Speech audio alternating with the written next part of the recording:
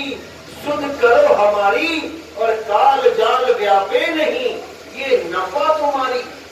काल जाल से बचना है तो तुम बैठो यानी कि सूरत को स्थिर रखो, नहीं तो नहीं कर पाओगे।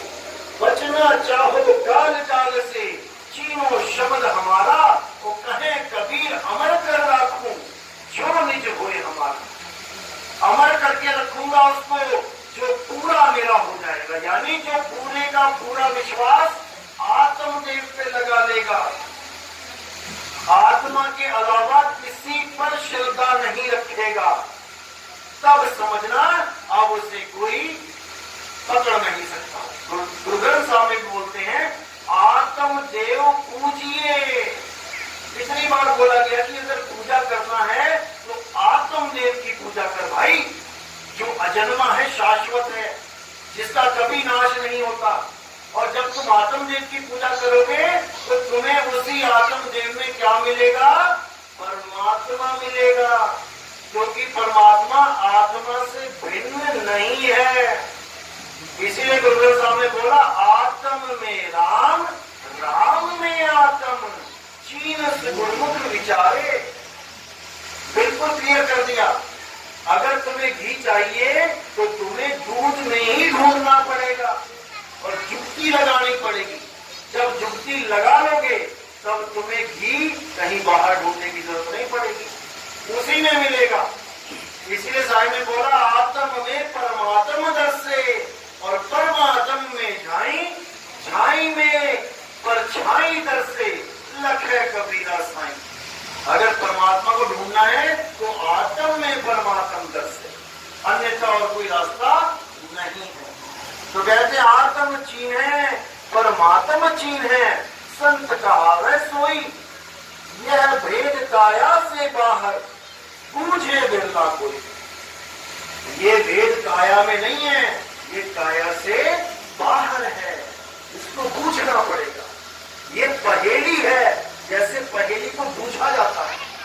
तो जाहिर कहते हैं सत्य नाम है सार, पूछो संत विवेक करी, और उतरो भव जल पार, सतगुरु का उपदेश यही। केवल सतनाम को पूछ लो कि सतनाम होता क्या है। सतनाम वो होता है जिसका कभी नाश नहीं होता है, जो अजर अमर अविनाशी अखंड है, अडोल है, अबोल है, निअक्षर निज नाम है। तीन गुणों की भक्ति में भूल पड़ा संसार, और कहे कबीर निज नाम बिन कैसे लागो पार। जब तक तुम्हें अपना नाम नहीं मिल गया, मेरा नाम, जब तक तुम्हारी मुक्ति नहीं होगी। इसलिए बाबा नानक कहते हैं कि कोई नाम न जाने मेरा, मेरा कोई नहीं जानता नाम। ये तो सतगुरु कहे नानक कि ये तेरी बढ़ियाई, वो परमात्मा की बढ़ियाई है कि जिसमें आके बेई नदी पे बाबा नानक को दर्शन देके उनको उनका नाम दे दिया। नहीं तो वो भी पता नहीं किस किस के नाम जप रहे थे, जैसे बाकी संसार जप रहा था। तो बुल्ले शाह को भी यही हुआ कि बुल्ला की जाना मैं कौन। बुल्ला कभी जान ही नहीं सकता था कि मैं यानी बुल्ला है कौन। बुल्ला अपने आप को शरीर मान के बैठा था, बुल्ला अपना नाम बुल्ला मान के बैठा था, लेकिन बुल्ले का नाम बुल्ला भी नहीं था। वो नाम तो घर वालों ने उधारी में दे दिया था कि अगले इस जन्म के लिए तेरा ये नाम, अगला जन्म लेगा तो तेरा नाम भी बदल जाएगा। लेकिन जो मेरा असली नाम है, जो बुल्ले का असली नाम है, वो नाम नहीं बदलता। वो नाम असली शब्द है जो कभी बदलता नहीं है। ये 52 अक्षरी शब्द नहीं जो बदल जाते हैं। इसलिए गुरु ग्रंथ साहब में जब भी अरदास होती है तो वहां बोला जाता है जो प्रभु को मिलबो चाहे तो खोज शब्द में ले। अगर प्रभु को मिलना चाहते हो तो उसको शब्द में खोजो, लेकिन कौन से शब्द में? क्या इन शब्दों में जो हम गा गा के सुना रहे हैं?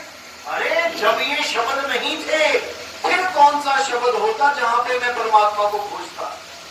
अगर ये आदमी इस दुनिया में ना आता तो कोई शब्द भी नहीं आते। लिखने बोलने पढ़ने वाले जो कि आदमी ने ही 52 अक्षर बनाए तो चिड़िया बना पाई, ना कुत्ता बना पाया, ना हाथी घोड़ा कभी कुछ लिख पाए। ये इंसानों ने ही लिखे, तो यानी इंसान नहीं होता तो परमात्मा का नाम ही ना होता, यानी वो शब्द ही नहीं होता जिसमें खोज शब्द में ले।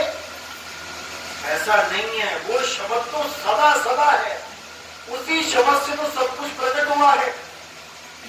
शब्दे धरती शब्दे आकाश शब्दे शब्द भया प्रकाश, सगल सृष्टि शब्द के पाछे, नानक शब्द घटे घटे आछे। वो शब्द घट घट में विराजमान है और वही शब्द परमात्मा का असली स्वरूप है, कबीर साहब का असली स्वरूप है, मेरा और तुम्हारा असली स्वरूप है। इसीलिए साहिब कहते हैं मैं देही नहीं हूं, मैं शब्द हूं। अरे हम हैं शब्द, शब्द हम माही, शब्द से भिन्न और कछु नहीं। शब्द न बिन से देही, कहे कबीर हम शब्द सुने।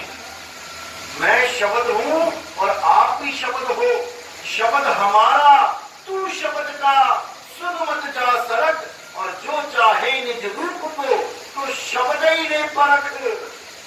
शब्द की परख कर लो कि मेरे गुरु ने मुझे कौन सा शब्द दे दिया, कहीं मुझे जाप तो नहीं दे दिया, कहीं अजप्पा तो नहीं दे दिया, कहीं अनहद तो नहीं दे दिया कान में उंगली डाल के सुनने के लिए।